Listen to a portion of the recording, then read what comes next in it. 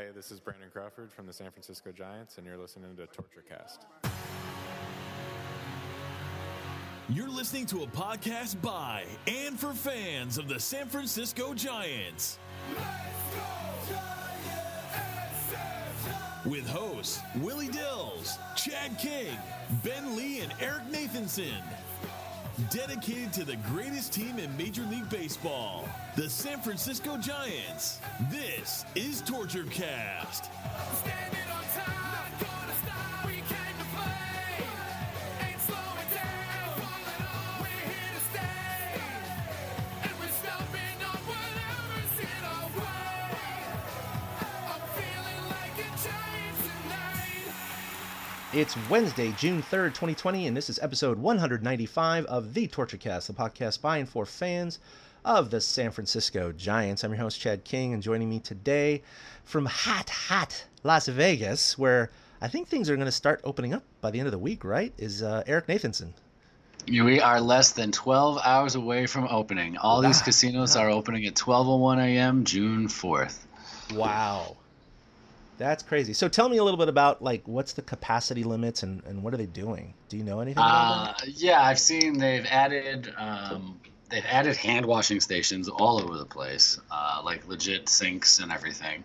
I believe they are spreading people out at tables, so you can't crowd around a blackjack table. There'll be open seats in between you and the person next to you.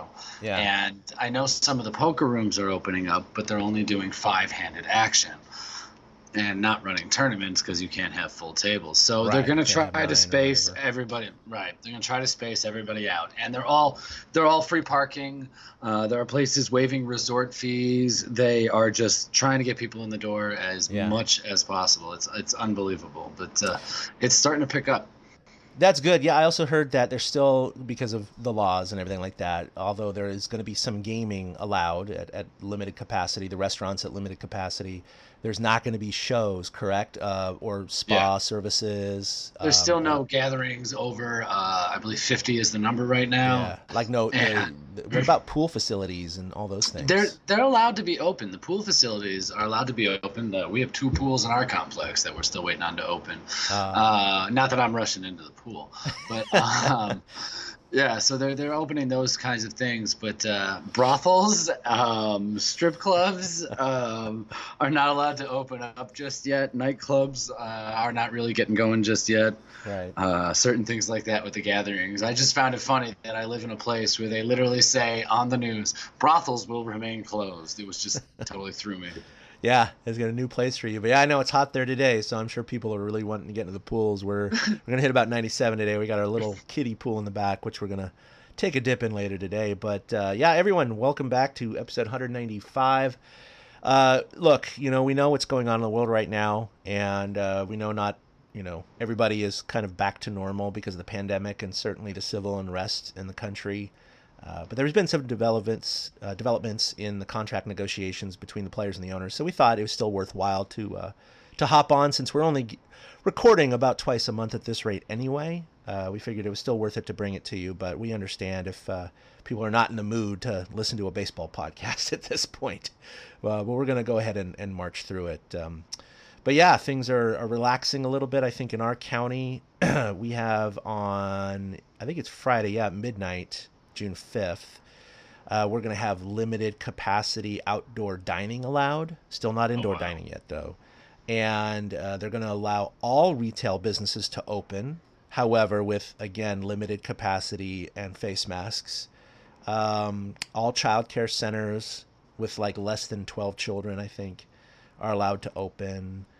So we have those businesses opening, which is good to see and hear, but I'm also really worried about it as well, because we saw some friends on social media that were in Monterey. They are a little bit ahead of our county because they're in Monterey County. They've already opened up retail shops and dining indoors with limited capacity. But they said no one was wearing masks anywhere at all. And no, they were never asked to. And so they were just shopping in stores, no masks, eating in restaurants. No one had masks on. I know you can't when you eat. That's a different story. But so yeah, it's that's why I'm a little worried about this. I ate second in a wave restaurant coming the other day. Yeah, you did? I did. I ate in a restaurant the other day. I went to a Denny's. They were all the tables were separated. Yeah. All the servers had masks, and some of them even had gloves on. And I'd say about 50% of the patrons had masks either hanging off their face, because they were eating, or sitting there right next to them. So I was impressed to see that people actually were still following guidelines. That's good. Yeah. I mean, it was a little. I'll be honest. I was very hesitant to go.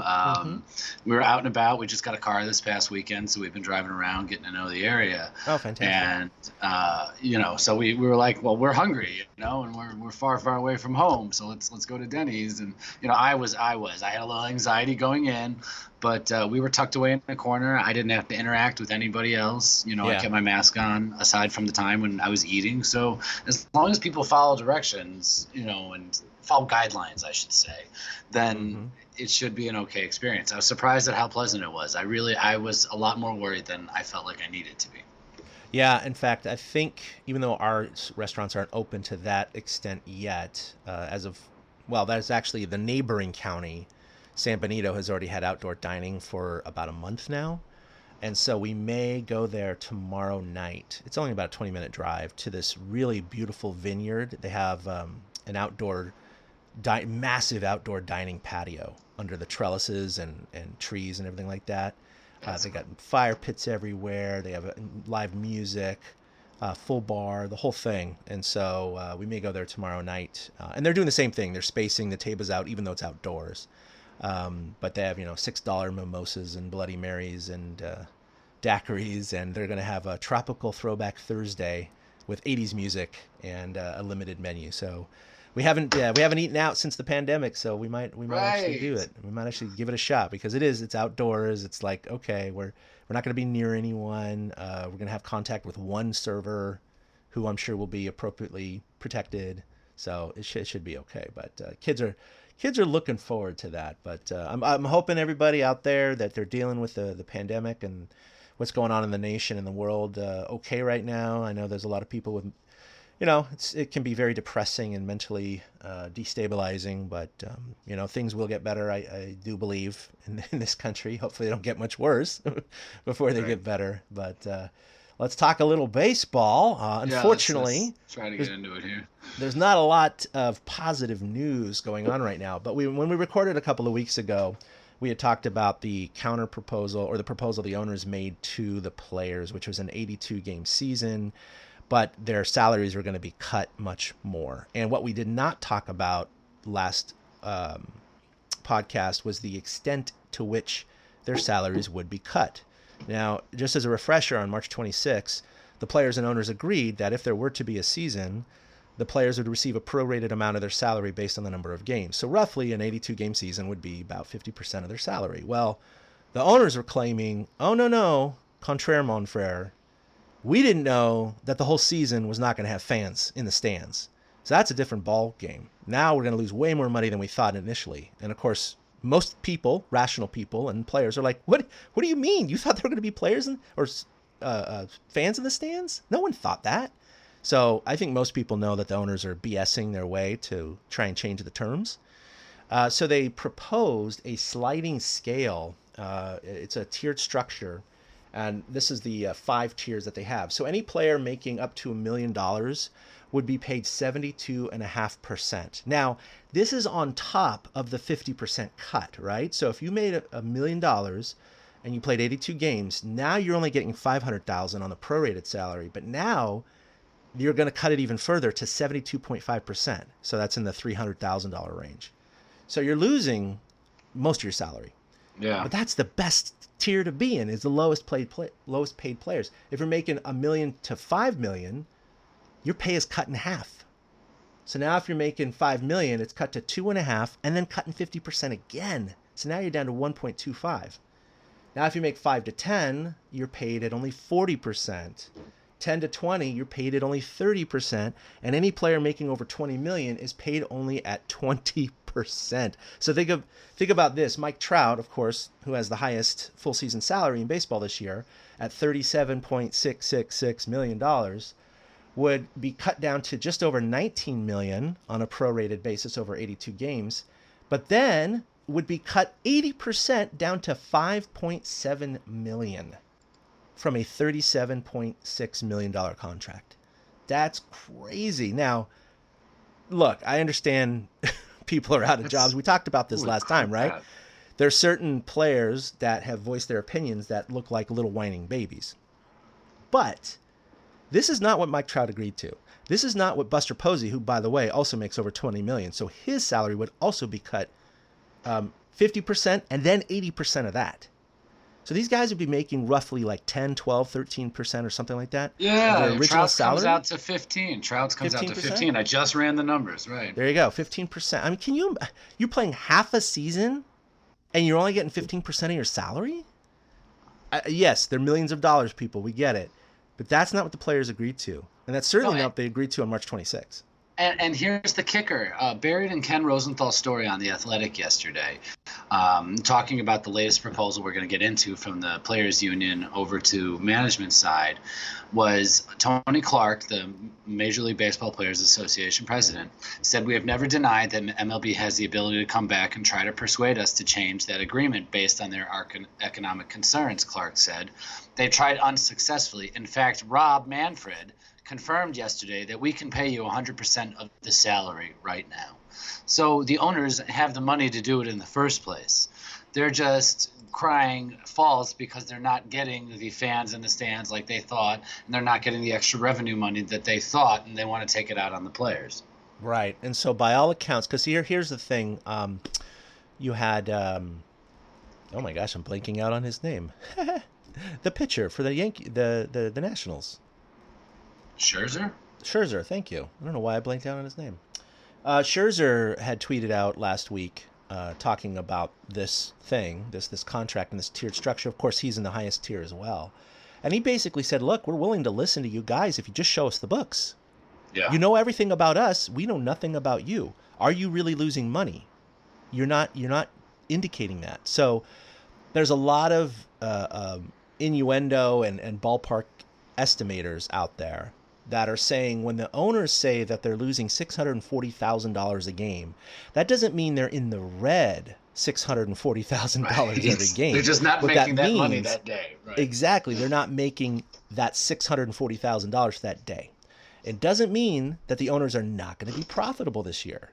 It just means they're not making as much money as they would have in a normal season. So, and the owners are not divulging their financials. They're not. And so there's a reason for this. Because if I were an owner and I was bleeding money because of this problem, I'd be like, look at my books, man. I am losing whatever, $50 million this year, $100 million this year. Look at this. And then the players could look at it and go, oh, crap, he is losing a lot of money. He's a billionaire, but he is losing a lot of money. Right. But they're not. They're not sharing that information. And so that just kind of tells you right there that most likely most of the ball clubs, probably not all, are still going to make money if there's a shortened season this year. They're just not making as much as they used to. And but these are men and some women, but mostly men, who are used to winning negotiations. This is how they've made it in life. They're used to making money and getting their way. This is not a typical person like you or me, who is a little more reasonable, let's say, So, there's a lot of ego involved, I think, on both sides. But unfortunately, the owners, I think, and we talked about this last time, are really, really looking bad here, as far as I'm concerned. Well, this just harkens back to, this is almost just what baseball has always been. Baseball has always been, and this is just a bad side to baseball. It has always been owners who don't want to pay players, and then owners who don't want to let players get paid somewhere else what they deserve to be paid. I mean, it took George Foster to get the free agency system going. Back in the 50s, 60s, if you didn't sign your contract, your one-year contract, when you got to training camp with a team, you couldn't, just do something and go somewhere else or demand a trade. It was you either play or you sit down. Here's the contract, sign it. That's what people who are your stature get. Owners have always tried to keep it down, the money as much as possible, and put as much in their pockets but while putting as little as possible in the players' pockets. And it's really strange to see that it's like 1955 again when it comes to these negotiations. There's no willing to give on the owner's side, it feels like. And I'm scared to think that they could hurt the game long term by doing all this stuff. I'm of the mindset, I mean, I will talk about all the possibilities, but I'm of the mindset, scrap 2020, let's just come back next year. You know, we'll come back full force. Everybody gets paid fully. The fans will be back. Everything will be back. Just scrap this year. I don't want some 50-game season with some fake-ass champion under some weird rules because baseball is not played that way. Yeah, I want to watch baseball. I do. I want to watch baseball. But as we've talked about, whoever wins this year, there's a different kind of asterisk next to their name than there is for the Astros. And so we're always going to feel that way. And that's, you know, and so it almost feels like the owners are hurting the game more than the players in this respect, because as we talked about, we're about to get into the Major League Baseball Players Association, the owners countered with this prorated salary that you just talked about. And the Players Association proposed a 114-game season with fully prorated salaries, which would mean not that they'd be on the sliding tier, but like if Mike Trout makes, you know, what he makes, 37.6, well, then he's going to get paid 114 of that 162-game salary under their proposal. But Major League Baseball has rejected it today because the owners are not willing to shell out that kind of money. You know, and the other thing that really is upsetting me is that the labor negotiations were coming up due in 2021, too. Yeah. And that really worries me because if there's no resolution and there's no baseball this year, they still have to resolve those agreements for next year. And that could lead into another delay in play. God, I hope not. You think they're not that stupid? You think they would have to know? I would think they're not that stupid. But I mean, look what they're doing right now. I mean, this is utter obscenity. I mean, they both can make some money this year if they just agree and they just come to an agreement. But you know, both sides are being stubborn. And again, I'm siding with the players, but at this moment, but. Yeah, I mean, if they can't make an agreement, they're going to lose this whole season, and both sides are going to lose a ton of money. Unfortunately, I do think it's going to hurt the players more than the owners, who are typically well-diversed in their portfolio. And Major League Baseball running a team is only part of that money-making investment that they have. So, you know, they're going to be fine in other regards. But players, you know, this is it. Now, it really affects guys like, you know, who are making the minimum and just cracked into the big leagues. And it certainly drastically hurts the minor leaguers. These are kids. They're mostly kids who are making, you know, $400, you know, here and there. I mean, and they have free room and board. And now they don't have that. They don't have the stipend. They're making nothing. These are guys that don't have any money. They earn less money than most of us. And they're the ones that are really being hurt by this whole thing. And they don't have a say in this. They literally do not have a say in this. So, you know, a lot of teams have been releasing minor leaguers. We'll get to that story later with the Giants. But it's a sad thing because I've been reading some stories about, you know, some of these minor leaguers either had just cracked in or some of them were very marginal talent, and they may never get another shot again. And this may be the end of the road for them. This is it, the end of their story. And it's sad, but. Because of a pandemic, I mean, it just blows your mind. You never factor that in. You know, we ran a business, and pandemic is not one of those things that we thought could get us. It was a ball player. You know, you never think, oh, pandemic is what's going to derail my career. I mean, it's so hard to factor that in. Yeah, it's like you might as well think, you know, asteroid impact. It's like it's not part of the calculus. You're not thinking about it. Right, swallowed whole by the earth. I mean, it's just not something that is in your mind, your possibility of things that could happen. I know. So why don't you talk a little bit about what the Players Association did and what is rumored to may happen with the owners? Well, that's the thing. Okay, so they countered. Like I said, they had this 114-game season with fully prorated salaries that the Players Association put on the table. MLB has rejected it today, according to Jeff Passan. Ken Rosenthal was first with it. Not that that's going to matter on a podcast you're listening to later, but respect to Ken. But MLB is not countering a proposal which brings the possibility of them implementing the 50-game season we were just talking about into play. So the owners could basically just override and say, we're going to do this 50-game season. This is what we're doing. And the union, they might just have to accept it. The talk, you know, is that deferred salaries is the way to go with all of this. Because like you talked about, the league contends to lose money each game that it plays without fans. So if they're not going to make there as much money, they can kick the can down the road a little bit and pay out player salaries when the economic feasibility is back to status quo. Now, will that happen? Who knows? But it's like you wrote here. The rumor is they really are looking at this 50-game season with the extra prorated salaries. And I think that's where we are right now, which is why I am scared that this is going to be a two sides look at each other and nobody blinks scenario. Yeah, I'm worried about it too. And the players want the longer season, of course, because they'll get more salary based on a prorated schedule. They would get up to, 114 games would be, 70% or something like that of their salary. Of course, the owners are like, well, okay, if we're going to go prorated, maybe we can honor that.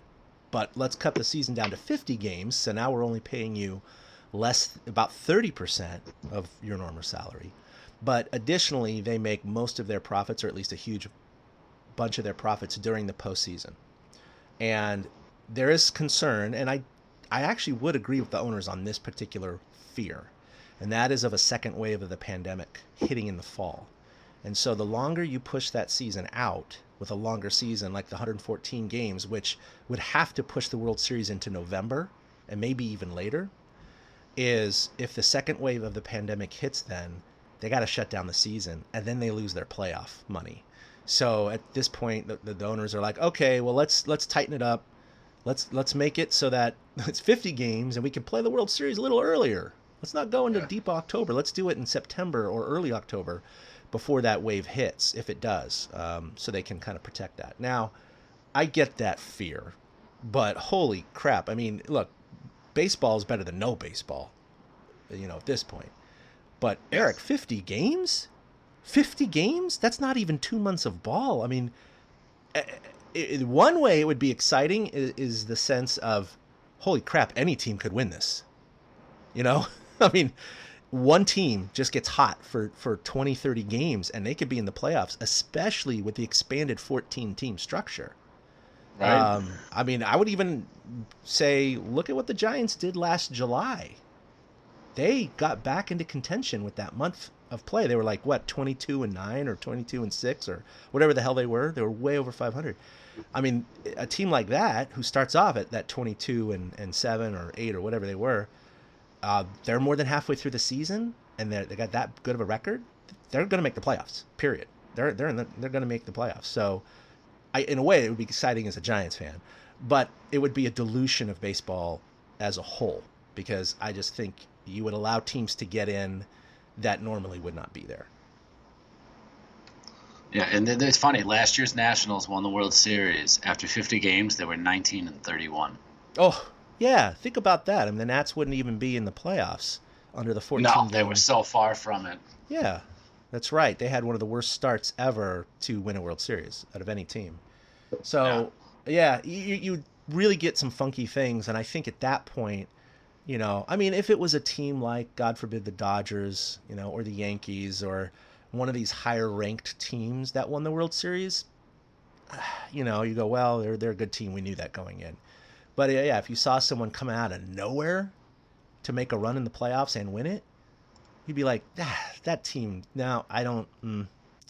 So I think you may delegitimize the World Series champion this year if you had that kind of season. Yeah, but that's just my opinion. I think that's just the way it's going to be anyways. It's like I said. Yeah, even with an 80-game season, you're right. Yeah. There's an asterisk no matter what happens. There's an asterisk. There's a, that was the COVID year. We're always going to remember that because there's always going to be disclaimers and things like that. Like, I don't think everybody remembers that 1995 was only a 144-game season. But it was because of the strike. But everybody will remember that 2020 is a whatever game season it ends up being because the COVID hit everybody. And so it's just going to be one of those things. So that's where I am on the flip side, though, where if they want to throw together a 50-game season and a sprint to the finish for the World Series, part of me, I'm like, yeah, it's just baseball. Let's go. I don't care. At this point, I don't care who wins. If the Mariners win the World Series, are they going to still celebrate it 50 years from now? Yes, they are. Heck, they're going to claim that they won their first World Series. So, nobody can take that from them either. No, so I'd be good with that. Yeah, the counterpoint is like it's no individual team's fault. They all played the same even playing field. Everybody had a 50-game season, so it just mattered if you took advantage of it or not, if you got hot or not. And that's not anyone's fault, or, no one abused the system.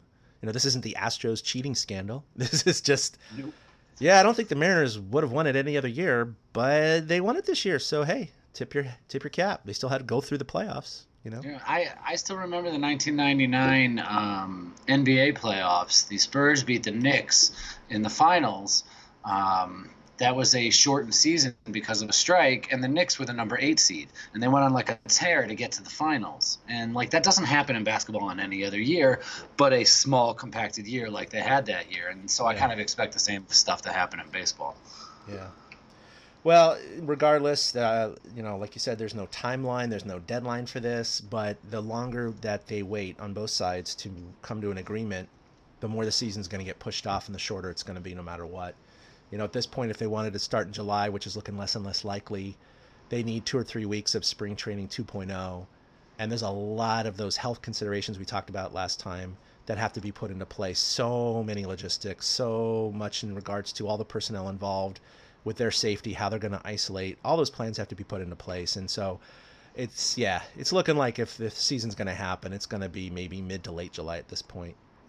Yeah, there was talk. July 15th was a target date right now. There's some talk behind the scenes of that because July 4th is 31 days away. Yeah. So if you're really looking to have, a few weeks leading up to the season, they got to get them into camp in the next 2-3 weeks. Yeah, that's going to be hard. Well, it'll be interesting. So we talked about minor leaguers being released, and unfortunately on May 29th, the Giants did release 20 minor league players to cut costs. And the list is here, and don't worry, it's knowing that you're probably crying over. I lost the list. Yeah, I got the list here. I don't have to read everyone, but I'll just read a couple of pictures. Brack Warren, Alex DeBoard, Wendelin Bautista, Chris Roberts, Keith Weisenberg, Cooper Cassad, Garrett Cave. Those are the names, okay? There was a few more. Outfielders, Dalton Combs, Aaron Bond, Ronnie Jabavi. Infielders, Ismael Alcantara, Brandon Van Horn, Zach Hutchins, and then catcher Matt Wynn. I've never heard of any of these guys. I've literally never heard of any of them. And so I didn't indicate in this article which levels these guys were. But this had to have been rookie, or it's not even all San Jose players, I don't believe. So I'm not actually sure where they're from. But regardless, this is it's unfortunate, but that's just the way it goes. Yeah, Arizona Summer League was Aaron Bond. Same summer as Elio Ramos, sorry, mispronounced that.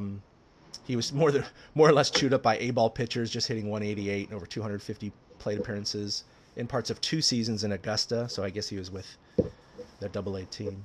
So anyway, yeah, these are not high-profile players, and probably, no one's going to come back and be re-signed by another team and be an all-star in the majors at any point. But it's sad because the Giants are a fairly loaded franchise in terms of money.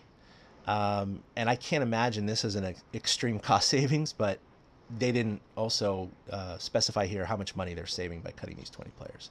Right. Nobody here has some giant contract or anything. I mean, all the teams are doing that. They're trying to balance between keeping players on the roster, paying their own employees, keeping things going.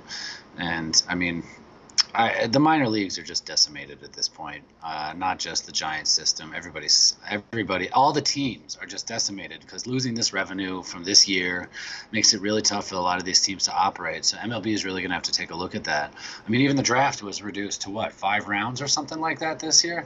Yeah, I was about to mention that. Yeah, from 20 rounds to 5, and that's what's happening. So that's going to be real interesting. Now, the article does point out the Royals and the Twins have also decided not to release any minor leaguers, and they've said that they're doing this they're keeping in the big picture of deciding not to cut any of these minor leaguers, recognizing the importance minor leaguers have on growing and passing on the game, which is an interesting point, and I love that they're doing this.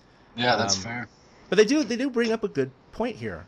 The Royals and Twins are small market teams that certainly have less financial power than the Giants. But yet the Giants are cutting these players, and these small market teams are not. So you kind of go, really? Whatever. Kind of gives you an insight into how the owners think and what their side of things are when it comes to negotiations. Yeah, very, very interesting. But so sad for those players, but again, none that I will shed a tear for, just a tear in general. Feeling bad for them, but hopefully most of them will be picked up at some point. But that's actually, I was going to bring up that 5-round thing too. I had read a couple of weeks ago, just kind of reading more about it and what the Giants are focused on drafting and thinking, well, if they only have 5 rounds, what do they do? Just go out and scout just people and guys and just pick them up? And that's essentially what they do. So there's not a draft. They could just go scout whomever at an independent league and just go, hey, you want to sign with the Giants? Oh, yeah, sure, here, sign here. And that's basically what they're going to be doing. So I don't really understand how complex that might get. And I'm sure international players are still different because there's some rules pertaining to that. But I don't know what the yeah, right. Like I know at the end of the NFL draft, there's always this like frenzy of undrafted free agents that get signed. I wondered if the same thing will happen here with baseball. Yeah, I'm assuming that. And then at that point, if there is a player who's desired by more than one team, is it just who the player wants to sign with, I guess? I mean, maybe. I mean, good for that kid. I don't know, good for them, yeah, but it'd be like a bidding war? I don't know. Right. Well, I mean, that's the thing. There's got to be guys on teams' boards that they're like, okay, hopefully this guy doesn't get drafted. We can just sign him. Hopefully he doesn't get drafted. We can just sign him. Because that's the thing. By reducing the draft by rounds, here's another cost-saving move by owners. By reducing the draft to 5 rounds, that means that they don't have to pay out salaries to match the other rounds from previous years. Exactly. So they don't have to pay a 6th-round pick this year, the same amount or actually slightly higher than they paid a 6th-round pick last year, because there is no 6th-round pick this year. But they can sign an undrafted free agent for $200,000 less because that's just what he is, an undrafted free agent. And that's why. That is the absolute core as to why they shrunk the draft this year. Amazing. It's all about greed. Sorry. Go on. Oh, a lot of greed with the owners this year. Speaking of greed, I think players are going to be a little bit greedier whenever they get back to playing at Oracle Park because, as you know, they were going to move the fences in to construct the bullpens. Well, they're finishing up that construction now. There's some nice aerial shots of it, so it's all in the center field area. And so essentially that center field long, flat fence is being moved in, and it's being shortened. So the height of the fence is being shortened from 8 feet to 7 feet. So players are easily going to be able to jump over that thing and snag home runs. Left center was formerly 404 feet. Now it's going to be 399. Center field was originally 399. It's going down to 391. So that's a full 8 feet. Then Triples Alley, it's very iconic, obviously. That's one of the key characteristics of this park. And I've just been used to seeing that 21 is my favorite number. So I just like seeing that 421 in that corner. I just know it. And that's being reduced to 415. So Triples Alley is being reduced by 6 feet. So everything's kind of going back to where some of the bleachers were and to where the garden or the grove was out there in center field. What I don't know is where that is being relocated, if it's just being pushed back and that whole bar area will still exist. And I would suppose at that point, instead of, you had glass panels you could look through from that fence directly onto the field. Right through the center field wall. It was really cool. You could go grab a beer, and then you could actually just stick your head in that glass, and there's the center fielder right in front of you. But now with the bullpens, I presume that they're just going to be windows into the bullpen, I guess. Yeah, I think not so. The there's field. An overlook. Yeah, there's an overlook for that area. And I also wonder if there was any consideration when they changed 421 to 415, because 415 is the San Francisco area code. That's a very good point. I didn't even think about that. Yeah, I didn't either until you mentioned that you like 21. I'm looking at 415. I'm like, why does 415 look so pleasant to me? And I'm like, oh, that's my area code because I happen to have a San Francisco number. So how about I wonder if they discussed that at all. Yeah, they probably were like, well, we can make this to 414 or 415. Oh, 415. We're going with 415. Well, the question also remains, it happen. Is it actually 415 or is it maybe 414 and they're just going to write 415? So I would do this myself, but I'm sure someone's done it. I'll probably Google it after this and maybe put an article up on TortureCast. But I wonder if anyone has taken that tracking data, the home run tracker, and overlaid it onto new dimensions to see how many more home runs there actually were based on the last few years. That'd be interesting to find out. can't imagine the percentage is high, but even 2%. Oh no, I don't think it's going to be terribly high. Yeah, because that is the deepest part of the ballpark that's being changed. So they're not changing left field or right field or anything in between center and right. So this is literally just dead center and 20 feet to the left, 20 feet to the right. So yeah, this is a very small part of the park. Barry Bonds used to hit him out there a lot because he could hit it out anywhere. But yeah, this is definitely a part of the park you don't typically see home runs anyway. You don't even typically see players getting their backs against the wall that deep. So, but the occasional one that does get out there, where it would have been on the warning track, is now going to be over the fence. So, yeah, I do agree with you, Eric. I think we're talking maybe in the order combined, both visitor and home, you might see 10 to 20 more home runs a year at the most. Probably less than that, to be honest.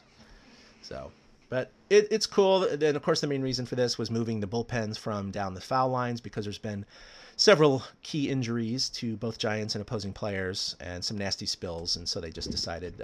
You know what's funny about that? This park opened in 2000. Yeah. So in 20 years ago, it wasn't a concern about players tripping over themselves and cracking their heads open. Suddenly, no, they've just started tripping the last couple of years. I mean, how did nobody see this as a concern 20 years ago? I know. I like having the bullpens on the field. So did I. It's one of the older characteristics of the park that is quirky and neat. Plus, if you have the seats down in that area, which I've had on several occasions, it's really nice to just see a guy warming up. Even during a game, you get a sense of the speed and power of these guys. And also, if you're in the park, it's easier to see the players and know who's warming up, right? Right. You look and you're like, oh, that's, well, I was about to say Javi Lopez. He's no longer with the Giants. But, oh, that's Javi Lopez. That's Affeldt. That's Romo. That's whoever. Now, you're not going to know because you're probably not going to see him sitting behind home plate. No, they'll probably have it on the scoreboard. It'll be up on the scoreboard. Exactly. It'll be like in the bullpen, and they'll have a number and the name and all that stuff. So, yeah, they'll convey that information. But it's just one of those little things I think we're going to miss to a certain extent. But it is what it is. Yeah, it's cool. I do. I also like the bullpen mounds out there. But I mean, if they even switched it at Wrigley, then you know that it's time for the Giants to follow suit. It is. All right. Well, that's all I had for today's show notes. I don't think you had anything else, Eric. You wanted to? No, not really. I mean, there's not much baseball going on. I'm trying to get into the KBO, but I can't pick my favorite team. There's the Dinos, there's the Lions, there's the Heroes. I mean, the Giants are a team I'd love to get behind. They're not doing so well. Though they're in 7th place, and I have a buddy who works for them, so I would kind of love to see them do well, but they're not doing well. I don't know if anybody's watching KBO out there and they're enjoying it. Let us know because it's been fun when I watch it, but I can't watch it with the announcers. Yeah. I just can't take Carl Ravitch sitting at home talking to Eduardo Perez sitting at his home about a baseball game across the world. So I usually put it on mute. It is hard, especially because just like all of our Zoom calls for work these days, they step over each other. They're always interrupting each other because there's a little delay. They don't know when the other one's about to speak. So yeah, it's not a pleasant watch, I would say. The only thing I've enjoyed is sometimes they bring on players for an interview during the game, and I do enjoy that aspect. But other than that, it's frustrating to watch. I think Matt Williams, the manager of the Tigers, correct? Oh wow, really? Yeah. Oh, I don't know how they're doing. That's more information. I've watched a game with the Tigers. I think I would have noticed this. I don't even notice. No, I'm not kidding. It is such background noise. Matt Williams, look at that. Yep. Wow, how about that? Well, hopefully they don't get to the series and he blows it with a pitching change. Yeah, manager of the Kia Tigers. Yep. Pretty interesting. So he's probably looking back going, hey, I chose the right baseball profession this year. Well, the funny thing is, in that league, after 12 innings, they'll call a tie. And in the postseason, after 15 innings, they'll call a tie. Mm-hmm. And then it won't count in your win percentage. And since it's only a 10-team league, the playoffs are a ladder system. So the team that wins the league title outright during the season advances all the way to the Korean finals. Ah, and then I didn't know that. And then 4 and 5 play each other. and the winner plays 3, and then 3 and 4, 3 and the winner from that one play each other, and the winner plays 2, and then 2 plays whoever's still alive, and the winner of that then plays the number 1 seed that got their bye all the way through to the series. So a team could be sitting there for a week and a half, 2 weeks, waiting to see who they play in the finals. Yeah. Wow. I did not know about that tiered structure. Huh. Yeah, I didn't either. I got curious because I was up all night. I got curious and I did a little deep dive. Well, that's interesting. In a way, I kind of like that, but I do too. Yeah, it's kind of neat. You really have to earn it if you're one of the lower, teams. If you're the 4th or 5th best team, you got to earn it. You really got to earn it. So, all right. Well, that's going to do it for episode 195. I'm sure we'll be back in a couple of weeks again. That seems to be our normal tempo these days during the pandemic and everything else that's going on. But, we'll be back even sooner if something major happens. I mean, if, God forbid, these guys get together and actually agree on starting a season sometime this week, then we'll probably be back sooner rather than later to talk about it. Because then we can start talking about baseball and what really might happen. But don't you feel like we've said this at the end of the last 5 shows? Well, we'll be back in 2 weeks, but if something happens, we'll be back sooner. And then nothing happens. And then nothing happens except some more talk. Yeah, I know. It's frustrating with these sides, but it is what it is. As a lifelong baseball fan, it's very frustrating to see this. It's one of those sports where, there was the 94 strike, which was really, really hard to absorb at the time because that was the only time in my life where really the season had been just cut. I know there was a 1982 season, but they still had a shortened season with the different halves, which was really odd that particular year. I was a little young. I was about 8 or 9, so I didn't really understand what was going on at the time.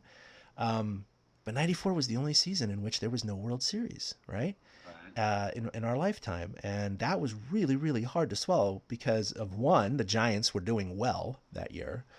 Of course, they had that tremendous year in 93. They had just missed the playoffs by 1 game, even though they won 103. Probably Matt Williams was and then the Matt home Williams run leader. Had 49, I believe, home runs, and he was the home run leader. He was on pace to break Roger Maris's record. Doesn't mean he would have, but he was on pace, and this is before McGuire and Sosa. So that would have been something. I mean, if he finished the year at 62 or higher, and the Giants got into the playoffs, I mean, things were looking really, really good.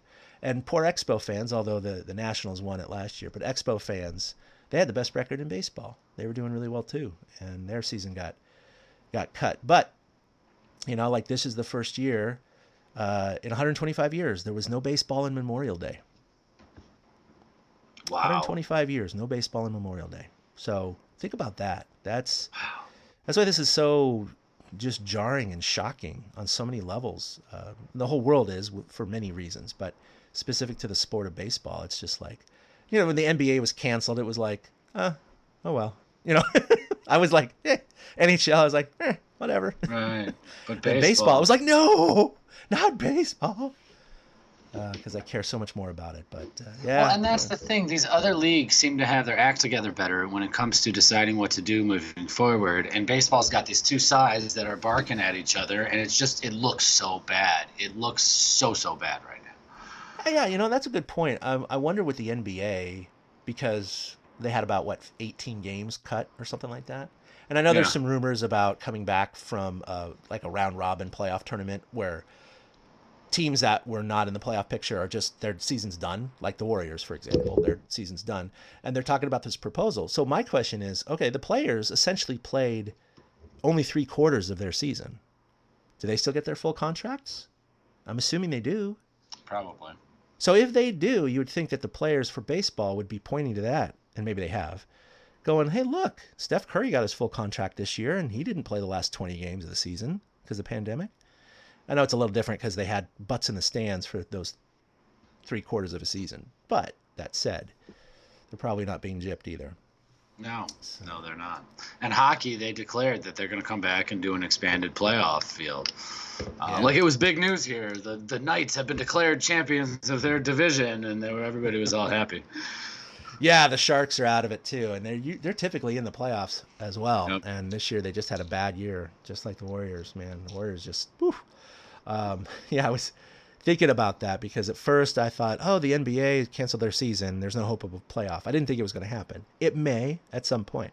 If it doesn't happen, the Warriors next year are going to have a high draft pick. And, of course, they're going to have a lot of extra cap money to sign a big free agent. And it'll be interesting because, and then, of course, Clay's back. Steph will be at 100%. The Splash Bros will be back. So there's every reason to believe the Warriors are going to be right back near the top next year. This year was a really bad year because, KD left, Clay was hurt the entire season, Steph was hurt almost the entire season. So it just really limited their potential. So next year, if they were good and made it back to the playoff picture, and God forbid made it to the finals, you could say they were in 6 straight finals. Yeah, that's true. Because they've been in 5 straight, right? And if there's no playoffs this year, they can kind of hit right back to it next year. Interesting. I think they'll come back. They're talking about that centralized location thing. Yeah, I think they'll come back too. There'll be some shortened NCAA type tournament or something. I don't know, but it'll be fun to watch regardless. It's sports, baby. I mean, any live sports, just give it to us. I mean, I know KBO is on, but very, very late at night, so it's not convenient to watch, right? But other than that, it's just like I don't flip on ESPN, right? Or MLB Network or any of these channels, right? And then social media, I'd always had subscribed to them.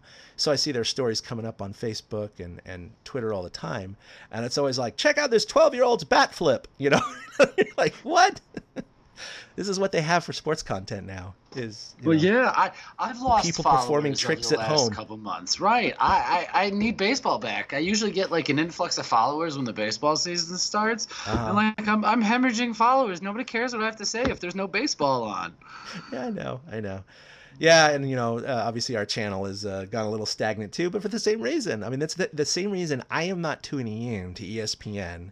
Right. Or Major League Baseball Network is the same reason why people aren't, coming to TortureCast or other sporting podcasts. It's the same thing. It's the same reason. So that's all right. We do thank you for the ones that are listening, and we do have some exciting news that we'll share with you next podcast, where we have some agreements in place that might make our community a little bit stronger and richer, and might be able to bridge together a lot of Giants fans to talk about the sport whenever it does come back.